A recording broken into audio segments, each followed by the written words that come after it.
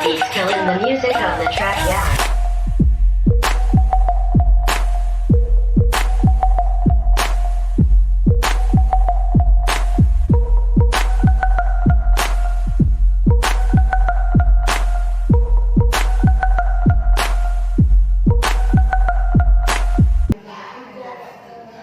Dan bismillahirrahmanirrahim. Assalamualaikum warahmatullahi wabarakatuh.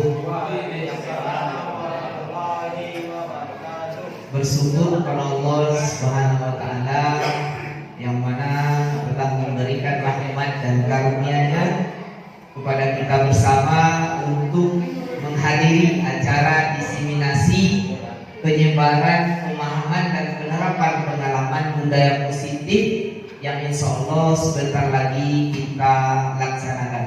Selawat beriringan salam pula kita panjatkan kepada Nabi besar Muhammad Sallallahu Alaihi Wasallam, yang mana beliau telah bersusah payah mengajak membawa umatnya dari alam kebodohan sampai ke alam yang berilmu dan berakhlak mulia, seperti yang kita rasakan pada siang hari ini.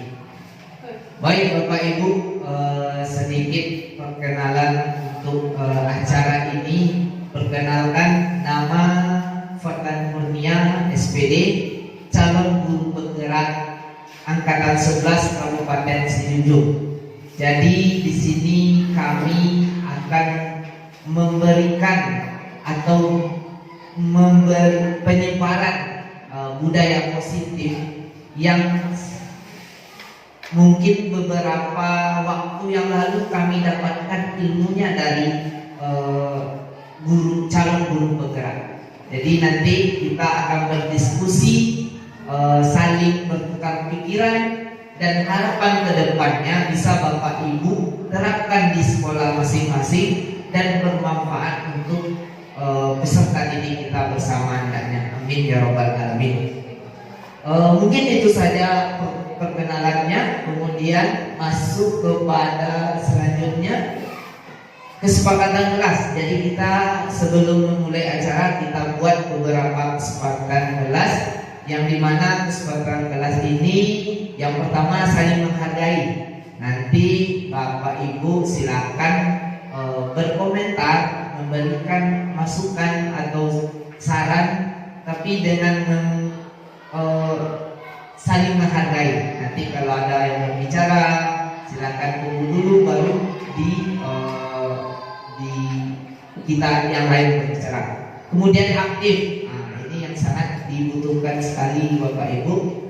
Jadi nanti ketika penyebaran budaya positif ini, kami harapkan Bapak Ibu bisa berkolaborasi dengan kami. Jadi suasana diseminasi kita ini lebih aktif dan semangat lagi. Kemudian memberikan kesempatan kepada teman berbicara, sudah kita bahas tadi, menjaga ketertiban dalam kegiatan. Insya Allah kita akan melaksanakan diseminasi ini lebih kurang 2 jam pelajaran. Kemudian masuk kepada apa sih budaya positif? Kalau boleh tahu, Bapak Ibu sebelumnya sudah pernah mendengarkan apa itu budaya positif? Ada yang bisa memberikan tanggapan apa sih budaya positif yang Bapak Ibu selama ini dalam persepsi Bapak Ibu? Ada yang bisa? Bang Chan? Kebiasaan-kebiasaan yang dilakukan yang bermuatan positif. Ya, kebiasaan-kebiasaan yang bisa melakukan kegiatan positif. Ya, sangat betul sekali. Yang lain? Oh, nampaknya masih malu-malu pesertanya. Baik. Jadi budaya positif itu adalah nilai-nilai keyakinan Bapak Ibu. Nilai-nilai keyakinan yang bisa kita terapkan atau kebiasaan-kebiasaan yang bisa diterapkan di sekolah yang mana berpihak kepada murid dan dapat dikembangkan menjadi kepribadian mandiri, penuh rasa hormat dan bertanggung jawab. Jadi budaya positif ini kita terapkan di sekolah, fungsinya untuk membuat peserta didik kita mempunyai kebiasaan-kebiasaan yang berpihak kepada murid, yang membuat mereka menjadi mandiri, penuh rasa hormat dan bertanggung jawab. Itu mungkin budaya positif secara pengertiannya. Kemudian di dalam budaya positif ini yang akan kita bahas pada siang hari ini, Bapak Ibu, yang pertama yaitu konsep inti dari budaya positif itu adalah perubahan paradigma belajar. Yang kedua yaitu disiplin positif, kemudian nilai-nilai kebijakan, kemudian kebutuhan dasar manusia, kemudian motivasi perilaku manusia, kemudian posisi kontrol guru, kemudian keyakinan kelas, dan terakhir adalah segitiga restitusi. Nah, jadi ada 8 konsep inti budaya positif yang insya Allah kita akan bahas pada siang hari ini. Kemudian apa sih manfaat dari budaya positif ini?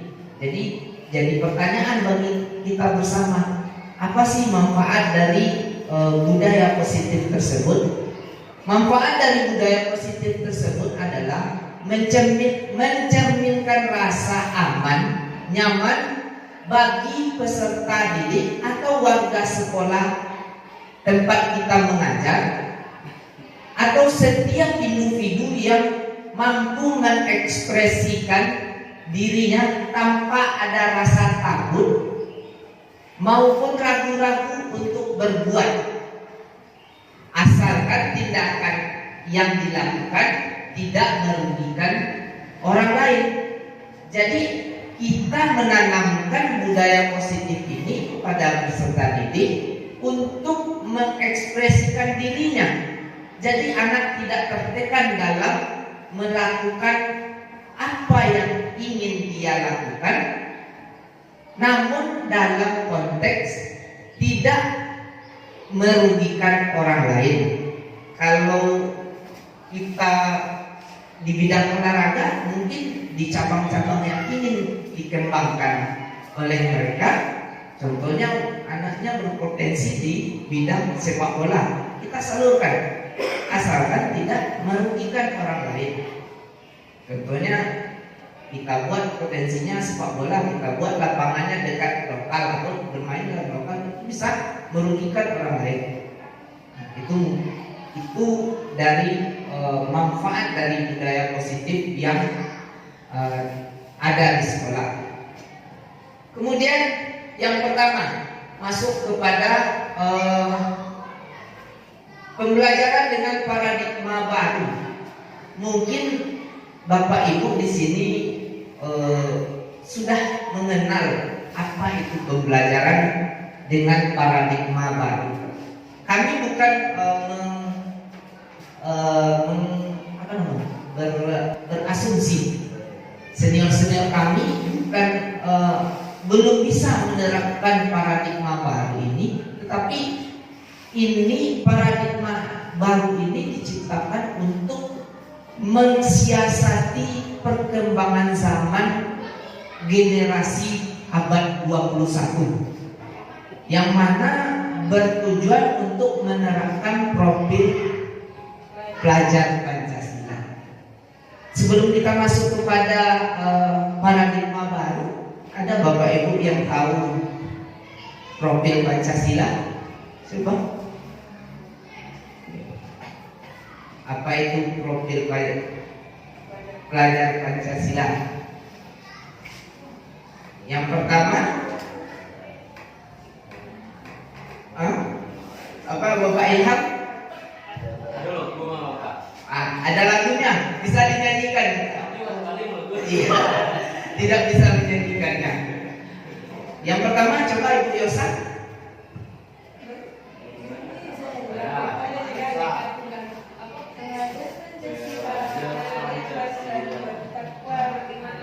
Ya, coba Ibu Yosa dengan nyanyinya. Kita coba dulu. Ya, nomor 1. Dengan nyanyi itu bagaimana? Boleh dengan nyanyi dengan ekspresi boleh. Ya.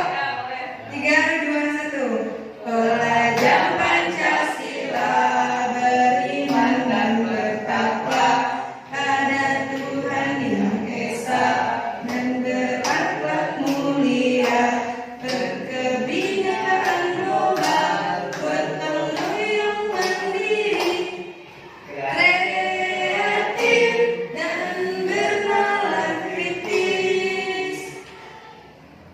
Tinggal satu kemajuan mandiri. Oh ya. Wah, tepuk tangan. Terima kasih. Jadi ada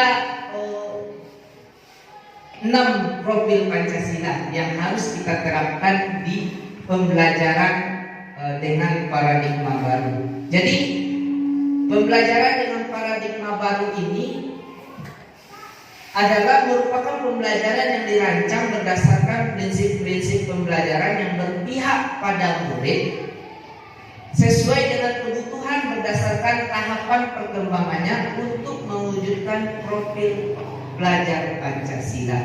Jadi di sekolah kita masing-masing kita bisa menerapkan paradigma baru dengan mewujudkan profil pelajar Pancasila.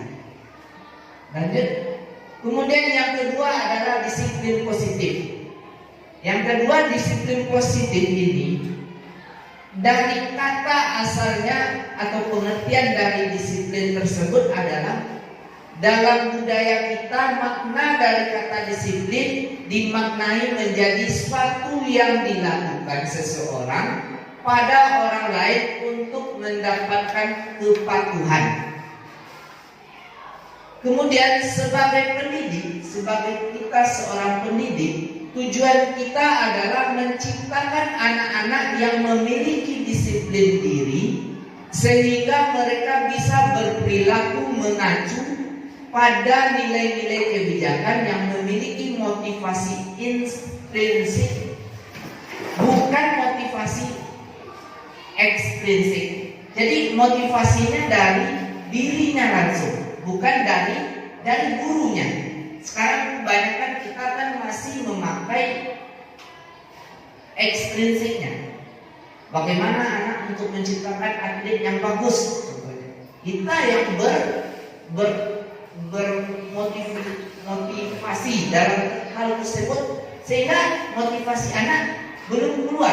Tetapi kita menerapkan bagaimana caranya motivasi itu tumbuh dari diri anak tersebut, bukan dari gurunya. Itu dari bahasa dari disiplin positif. Kemudian ada 2 konsep dalam disiplin positif. Yang pertama yaitu identitas gagal. Jadi ada 2 asumsi yang dimana disiplin positif ini bisa diterapkan akan menghasilkan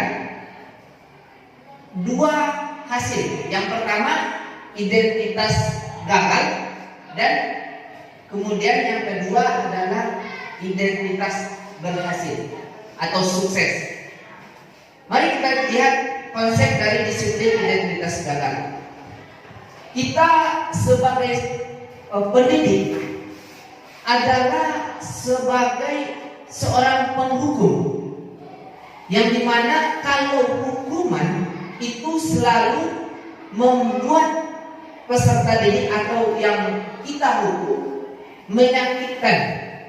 Biasanya kalau memberi hukuman itu dengan efek jerah, ya, pokoknya kalau di dalam pidana atau kepolisian mungkin hukuman itu bisa dipenjara, kan membuat efek jerah sehingga menyakitkan seseorang. Kemudian tidak membuat nyaman. Yang ketiga, murid merasa takut. Sekarang kalau kita sebagai guru olahraga lewat di depan kelas, anak-anak semuanya minggir, takut melihat gurunya. Bapak itu pemarah, bapak itu pemarah. Nah, Itu sebagai hukum. Kemudian yang keempat, memaksa. Yang terakhir yaitu murid menjadi rendah diri. Mereka tidak menimbulkan percaya dirinya ketika kita di dalam kelas maupun di luar kelas. Kemudian kalau kita sering memberikan penghargaan kepada seorang murid, maka kita akan mematikan motivasi kreatif tersebut. Contohnya, besok saya akan dikasih bapak itu lagi. Umpamanya kita beli Farid, tolong silakan buat jawaban ke depan. Nanti siapa yang bisa akan diberikan nilai 100. Jadi si Farid akan berpikir nanti saya akan dapat nilai 100. Jadi mematikan motivasi atau kreativitas dari murid tersebut. Itu adalah konsep disiplin identitas gagal. Yang kedua yaitu konsep disiplin identitas sukses. Yang pertama, konsekuensi atau kesepakatan bersama. Murid menghormati peraturan. Jadi kita membuat suatu kesepakatan. Contohnya apa? Contohnya ketika membuat daftar piket. Umpamanya hari Senin 1, 2, 3, mereka akan langsung melaksanakan piket harian tanpa harus disuruh kembali. Yang kedua, merenungkan kesalahannya. Murid akan terbiasa, saya tadi membuat salah apa ya? Tadi saya membuat kesalahan apa, kok bisa Bapak tidak respon kepada saya? Kemudian restitusi. Yang pertama yaitu murid bertanggung jawab untuk perilakunya. Mereka sudah bisa memahami kalau ini yang saya lakukan berarti ini salah. Kemudian murid menghormati dirinya dan orang lain. Kemudian yang ketiga, murid bersemangat untuk bertanggung jawab untuk perilakunya. Mereka sudah bisa memahami kalau ini yang saya lakukan berarti ini salah. Kemudian murid menghormati dirinya dan orang lain. Kemudian yang ketiga, murid bersemangat untuk memperbaiki kesalahan. Jadi kalau restitusi ini nanti kita akan bahas pengertiannya. Restitusi ini bisa menumbuhkan atau menghormati dirinya sendiri dan orang lain, dan bersemangat untuk memperbaiki kesalahannya. Nanti saya buat kesalahan, saya hari ini buat kesalahan ini loh, nanti saya akan perbaiki dan saya tidak akan mengulanginya lagi. Itu yang diciptakan oleh restitusi. Jadi kesimpulannya adalah disiplin positif merupakan pendekatan mendidik anak untuk melakukan kontrol diri mereka masing-masing, menguasai dan membentuk kepercayaan diri. Seseorang yang memiliki disiplin berarti mereka bisa bertanggung jawab terhadap apa yang dilakukan karena mereka mendasarkan tindakan mereka pada nilai-nilai kebijakan. Tidak ada tertekan lagi. Mereka sadar akan diri mereka sendiri. Jadi kita sebagai pendidik, kita harus menciptakan anak-anak yang memiliki disiplin positif sehingga mereka berperilaku dengan mengacu pada nilai-nilai kebijakan timbul dari diri mereka. Kemudian memiliki motivasi intrinsik dari diri mereka, bukan karena paksaan, ujian, ataupun seorang penghukum. Jadi kita sebagai pendidik tidak seharusnya menggunakan hukuman dalam mendidik peserta didik. Lanjut. Yang ketiga yaitu adalah nilai-nilai kebijakan. nilai-nilai kebijakan mungkin Bapak Ibu kebajikan, terima kasih, kebajikan. Mungkin Bapak Ibu di sekolah Bapak Ibu sudah menerapkan nilai-nilai kebajikan tersebut. Yang pertama yaitu profil Pancasila, profil pelajar Pancasila. Elemen profil pelajar Pancasila itu yang pertama yang dinyanyikan oleh Ibu Yosa tadi, yaitu berakhlak mulia, berkebinekaan global, mandiri, bergotong royong, dan bernalar kritis dan kreatif. Kemudian yaitu toleransi, rasa hormat, mandiri, menghargai, dan komitmen. Kemudian yang terakhir adalah keterampilan hidup dan dapat dipercaya.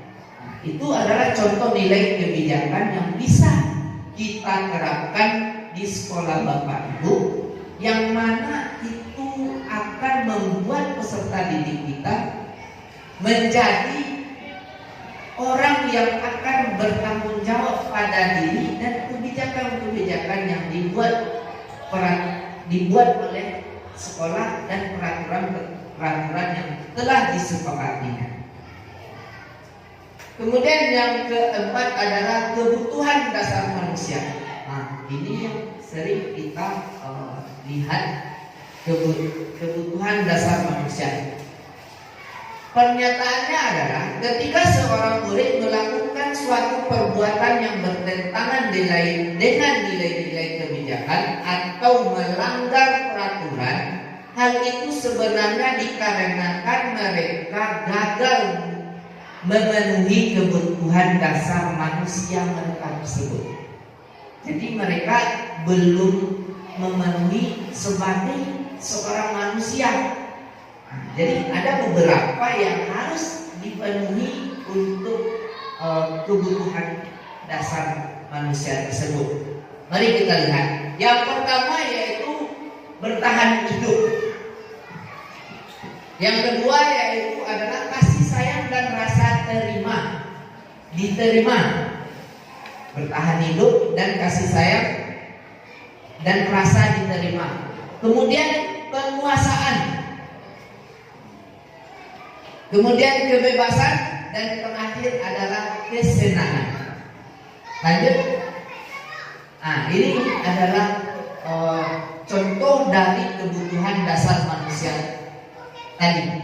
Yang pertama bisa kita lihat bertahan hidup dasar manusia adalah yang pertama yaitu makan. Saya yakin Bapak Ibu kalau tidak makan 3 hari mungkin bisa lemas atau bisa sakit, ya. Kemudian pakaian, tempat tinggal itu sudah jelas.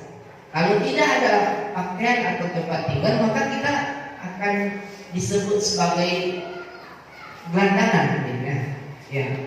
Kemudian keamanan dan kesehatan. Jadi kalau Bapak Ibu sudah memenuhi beberapa persyaratan bertahan hidup itu, Bapak Ibu sudah memenuhi item pertama dari bertahan hidup tersebut. Yang kedua ada kasih sayang dan rasa diterima. Rasa diterima dipedulikan, kerjasama, dan menjadi bagian dari kelompok. Kalau kita sebagai pendidik, rasa diterima jangan membedakan peserta didik. Kemudian dipedulikan. Oh, umpamanya anak A, B, dan C itu berbeda-beda. Jangan sampai dibuat perlakuan yang berbeda. Kemudian menjadi bagian dalam kelompok. Terkadang kan kita lupa, anak ini tidak bisa dalam kelompoknya seperti itu. Itu fungsi kita sebagai seorang pendidik. Yang ketiga yaitu penguasaan, harga diri, keinginan untuk dianggap, diakui, dan didengar. Nah, kalau kelas 1 di SD, kalau kita kan biasanya anak-anak kita, siapa yang bisa melakukan ini? Semuanya berdiri. Makanya kita harus rangkul mereka. jangan sampai motivasi mereka menjadi down atau hilang karena kita tidak peduli dengan atau tidak merasa diakui atau tidak didengar oleh gurunya. Yang keempat, kebebasan. Nah, yang kebebasan ini mandiri, memiliki pilihan untuk mencoba hal baru. Jadi kita tidak bisa membatasi terlalu ketat anak-anak kita. Jadi mereka merasa, oh ya saya bisa begitu, saya bisa begini. Nah, jadi kalau tidak ada sekat-sekatnya, maka mereka lebih percaya diri. Kemudian ada kesenangan. Nah, kalau contohnya kita sebagai pendidik tidak terlalu monoton atau serius, bisa dalam bermain, humor, antusias dan tertawa. Itu sudah diterapkan di sekolah Bapak Ibu, saya yakin, karena kita sebagai seorang pendidik adalah untuk merubah budaya positif tadi sehingga anak-anak kita menjadi lebih senang dalam kelas maupun di luar kelas. Studi kasus. Sekarang kita coba lihat Ibu Zulaika, guru di kelas 9H, sedang bingung menghadapi ulah salah satu murid di kelasnya, Tommy. Beberapa anak telah mengeluh Tommy sering kali meminta bekal makan siang mereka dengan paksa. Jika Anda menghadapi situasi seperti ini, Ibu Zulaika, apa yang akan Anda lakukan? Menurut Anda, kira-kira apa alasan Doni melakukan hal tersebut? Nah, si Doni ini akan membuat beberapa alasan ke depannya. Kita akan mencoba melihat bagaimana cara penyelesaiannya. Alasan pertama dari Tommy, karena ia lapar dan orang tuanya tidak membawakan bekal makan siang, maka kebutuhan dasar yang sedang berusaha dipenuhi oleh Tommy tadi adalah kebutuhan untuk bertahan hidup. Jadi Tommy dikarenakan orang tuanya tidak membawakan bekal, jadi dia mungkin merasa lapar. Jadi sebagai manusia dia harus memenuhi kebutuhan dasar manusia itu adalah bertahan hidup dengan makan. Nah, jadi itu alasan pertama Tommy. Alasan kedua, karena dia merasa senang temannya jadi memperhatikan dia. Nah, jadi Tommy ini merasa bangga dia dengan perilaku yang ditimbulkannya tadi. Ketika temannya melaporkan tindakan itu pada guru dan gurunya memberitahu orang tuanya sehingga orang tuanya jadi memperhatikan dia, maka kebutuhan dasar yang sedang dipenuhi Tommy adalah kebutuhan rasa kasih sayang dan rasa diterima. Nah, mungkin si Tommy ini di rumah mungkin kurang diperhatikan oleh orang tuanya sehingga dia merasa, oh saya harus begini ya, saya harus mencari perhatian orang tua saya. Kemudian alasan yang ketiga, karena temannya jadi takut dengan dia dan menuruti keinginannya, maka sebetulnya Tommy sedang berusaha memenuhi kebutuhan dasarnya akan kekuasaannya. Tommy ini merasa dia adalah orang yang berkuasa pada teman-temannya tersebut. Yang keempat, karena dia merasa bosan dengan bekal makanan yang dibawakan ibunya dari rumah, karena ibunya selalu membawakan bekal yang sama. Oleh karena itu, dia ingin mencoba makan makanan temannya yang beraneka ragam. Nah, jadi Tommy ini penuh rasa. Tommy sedang berusaha memenuhi kebutuhan akan kebebasannya. Nah, jadi Tommy ini meminta bekal temannya dengan rasa bosan dan ingin merasakan apa yang ada pada orang lain, sehingga dia sedang memenuhi kebutuhan manusia sebagai kebebasan. Alasan terakhir, karena ia melakukan karena iseng saja, dan ia menikmati ekspresi wajah teman-temannya yang kesal karena diambil makanannya, dan menurut dia ekspresi teman-temannya itu lucu.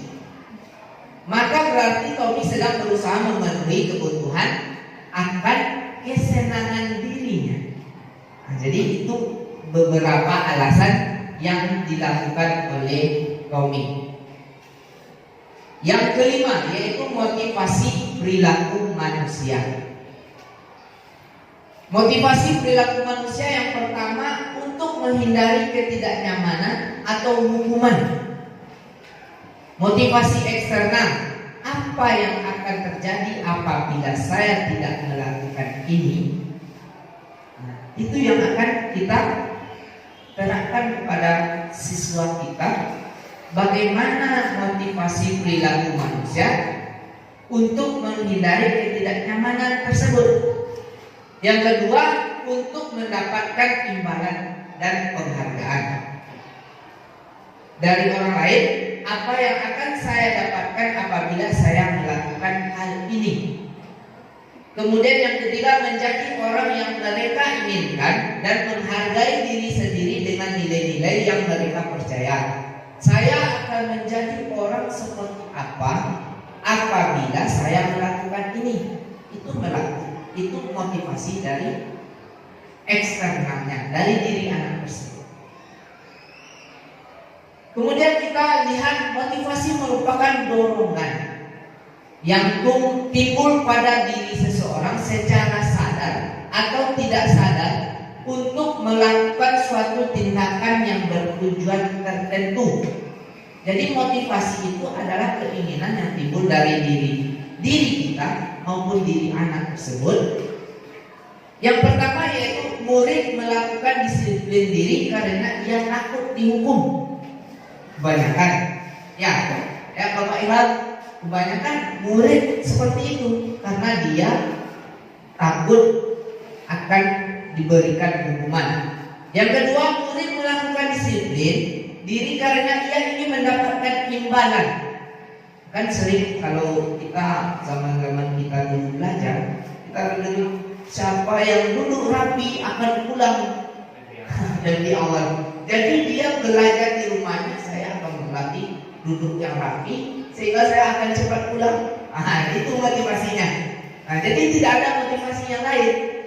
Kemudian yang ketiga yaitu murid melakukan disiplin diri karena mereka sadar akan nilai kebijakannya, nilai-nilai yang dari diri mereka. Jadi tidak ada dari luar, tidak ada dari gurunya, tapi dari diri murid tersebut. Yang keenam, posisi kontrol restitusi. Nah, jadi tadi kita singgung beberapa restitusi. Restitusi itu adalah kiat atau cara dari guru atau orang tua untuk menggali permasalahan yang timbul dari siswa tersebut. Ada 5 konsep dalam restitusi. Posisi kontrol restitusi tersebut. Yang pertama, guru sebagai penghukum. Nanti Bapak Ibu bisa saya akan di posisi mana ya? Saya akan di posisi itu ya. Bisa nanti Bapak Ibu lihat. Yang pertama yaitu sebagai penghukum. Kalau anak itu salah, berikan hukuman. Kemudian guru sebagai pembuat rasa bersalah. Rasa bersalah yang timbul, tadi kamu melakukan ini, apa konsekuensi yang telah kamu lakukan? Atau tindakan apa yang salah pada tindakan kamu tadi? Kemudian yang ketiga yaitu guru sebagai teman. Ada enggak Bu, Pak, saya hari ini tidak memakai baju olahraga. Kenapa? Karena tidak dicuci mama kemarin. Ya nggak apa-apa. Nanti besok kita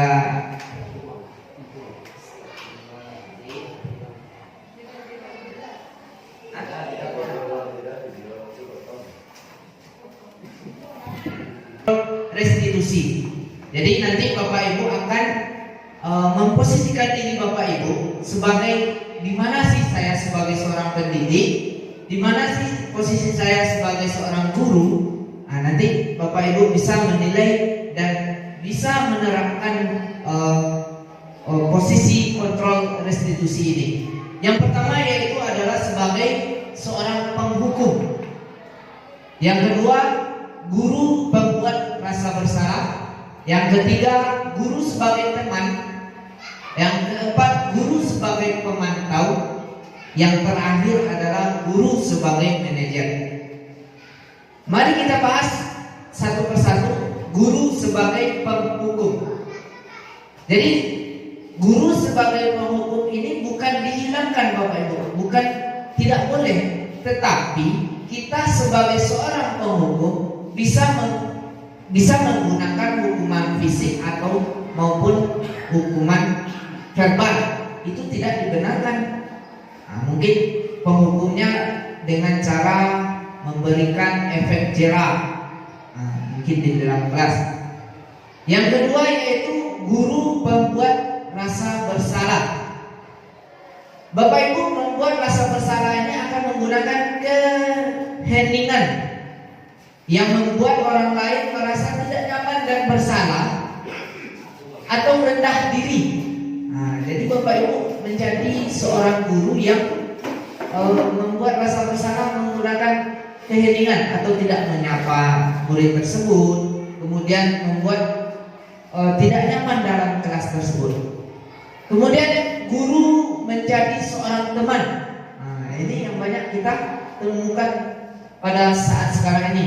Guru pada posisi ini tidak akan menyakiti muridnya, namun akan tetap berupaya mengontrol murid melalui persuasi atau terhadap individu anak tersebut. Yang keempat yaitu guru sebagai pemantau atau mengawasi. Jadi kita mengawasi peserta didik kita. Yang terakhir adalah guru sebagai manajer. Nah, yang ini yang harus kita terapkan atau yang perlu kita terapkan di sekolah kita masing-masing adalah posisi di mana guru berbuat suatu bersama dengan murid, mempersilahkan murid mempertanggungjawabkan perilakunya, mendukung murid agar dapat menemukan solusi atas permasalahan dari dirinya tersebut. Jadi kita mengarahkan saja Bapak Ibu. Jadi dari 5 restitusi ini yang bukan harus ya, kalau bisa kita sebagai seorang manajer. Nah, jadi Bapak Ibu harus menerapkan guru sebagai manajer untuk murid-murid. Ini contoh penerapan 5 posisi kontrol kasus siswa tidak memakai atribut lengkap saat upacara bendera. Nah, jadi Bapak Ibu bisa melakukan ini ketika menemukan kasus tersebut di sekolah Bapak Ibu masing-masing. Yang pertama, Bapak Ibu sebagai penghukum, patuhi aturan sekolah lalu berdiri di depan barisan. Nah, jadi anak tersebut diberikan efek jerah berdiri di depan barisan. Dia didirikan sendiri. Kemudian yang kedua, membuat rasa bersalah. Berapa kali ibu bilang harus memberitahu kamu, ibu sangat kecewa sama kamu. Jadi kita menekankan kepada anak tersebut bahwasanya gurunya tuh kecewa terhadap perilakunya. Yang ketiga yaitu sebagai teman. Ayo anakku atau ayolah tertib, buat ibu bangga sekali. Tidak apa-apa salah. Nah, itu kan sebagai teman. Kalau kita sebagai teman kan memberikan motivasi kepada teman kita. Kamu bisa, kamu bisa. Kemudian pemantau, kamu sudah melanggar apa, peraturan dan konsekuensi apa. Nah, kita sebagai pemantau cuma memberikan arahannya saja. Kemudian sebagai manajer, apakah kamu tahu kesalahan kamu? Kira-kira bagaimana kamu akan memperbaiki kesalahan ini? Nah, jadi kita diharapkan kita bisa menerapkan 5 posisi kontrol ini, tetapi bisa menerapkan di posisi manajer. Jadi peserta didik kita sadar akan kesalahannya tersebut, sehingga mereka tidak tertekan dalam menjalani aktivitas di sekolah tersebut. Kemudian posisi kontrol restitusi, di antara kelima posisi tersebut sebaiknya seorang guru menjadi seorang manajer. Sebagai manajer, guru dapat berbuat sesuatu bersama muridnya, mempersilahkan murid bertanggung jawab, dan mendukung murid agar dapat menemukan solusi.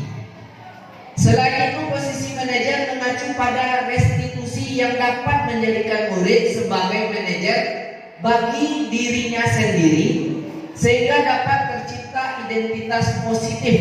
Nah, identitas positif yang kita lihat pertama tadi. Lanjut ke 7, keyakinan kelas. Nah, saya rasa Bapak Ibu di sini di awal semester kemarin sudah membuat suatu keyakinan kelas. Keyakinan kelas adalah guru berperan dalam mewujudkan terbentuknya keyakinan kelas atau sekolah dengan adanya kesepakatan antara guru dan muridnya. Jadi sebelum kita membuat suatu peraturan, kita sudah berbincang-bincang apa sih yang harus kita lakukan, apa yang ingin kalian lakukan, dan bagaimana cara melakukannya. Keyakinan kelas. Mengapa keyakinan kelas? Mengapa bukan peraturan kelas? Ada yang bisa Bapak Ibu menjelaskan? Kenapa keyakinan kelas? Mengapa bukan peraturan kelas?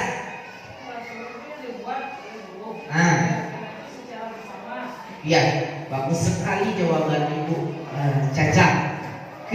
Mengapa keyakinan kelas? Karena keyakinan kelas itu diambil dari seluruh anggota kelas tersebut. Kalau peraturan kelas itu diberikan oleh gurunya kepada muridnya tersebut. Ini ada beberapa contoh keyakinan kelas. Bahkan di sosial media sudah dibuatkan atau dijual bentuk dari poster-poster keyakinan kelas tersebut. Yang pertama, keyakinan kelas seperti poster. Kemudian keyakinan kelas, siapa anggota kelas perlu, setiap anggota kelas perlu belajar, senang melakukan tugas, saling menghargai, merasa aman. Kemudian saling berperilaku positif, senang menjadi diri lebih baik, kemudian percaya dan menghormati orang tua, serta memiliki kurang jelas ya. Kemudian hormat, kami menghormati bahwa sangat penting untuk menghargai semua dan orang yang ada di kelas tersebut. Lanjut. Ini yang restitusi tadi. Restitusi adalah proses menciptakan kondisi bagi murid untuk memperbaiki kesalahan mereka, sehingga mereka bisa kembali pada kelompok mereka dengan karakter lebih kuat. Ini ada identitas aktif, menstabilkan identitas. Yang pertama yaitu membuat salah itu tidak apa-apa. Jadi Bapak Ibu kalau menemukan kasus, nanti memberikan motivasi kepada anak tersebut, oh salah itu hal yang wajar dilakukan oleh manusia. Kemudian tidak ada manusia yang sempurna. Kemudian saya juga pernah melakukan kesalahan seperti itu. Kita bisa menyelesaikan. Bapak Ibu tidak tertarik mencari siapa yang salah, tetapi Bapak Ibu ini mencari solusi dari permasalahan yang ditemui oleh siswa tersebut. Kemudian yang kedua yaitu validasi kesalahan. Kamu pasti punya alasan. Kita menanyakan alasan kenapa mereka membuat kesalahan tersebut. Kamu pasti punya alasan kenapa melakukan hal tersebut. Yang kemudian kamu patut bangga pada diri sendiri karena kamu telah melindungi sesuatu yang penting buat kamu. Contohnya, umpamanya anak ini membuat tugas, kemudian dicontek oleh orang lain. Nah, jadi dia marah umpamanya. Kemudian kamu boleh mempertahankan sikap itu, tapi kamu harus menambahkan sikap yang baru. Nah, contohnya dia tidak boleh marah. Dia marah tetapi tidak boleh melakukan kekerasan. Seperti contohnya memukul, ditinju, kan? Kemudian menyamakan keyakinan. Apa nilai yang kita percaya di sekolah kita? Kamu mau jadi yang seperti apa? Kemudian bagaimana sebaiknya? Apa yang harus dilakukan? Jadi dari 3 identitas aktif ini, Bapak Ibu bisa menerapkannya di suatu kasus atau permasalahan yang Bapak Ibu temukan di sekolah masing-masing. Perbedaan. Contoh kasus siswa sering tidak mengerjakan PR. Kalau kita sebagai penghukum, itu Bapak Ibu coba kita lihat, guru menghukum siswa tersebut.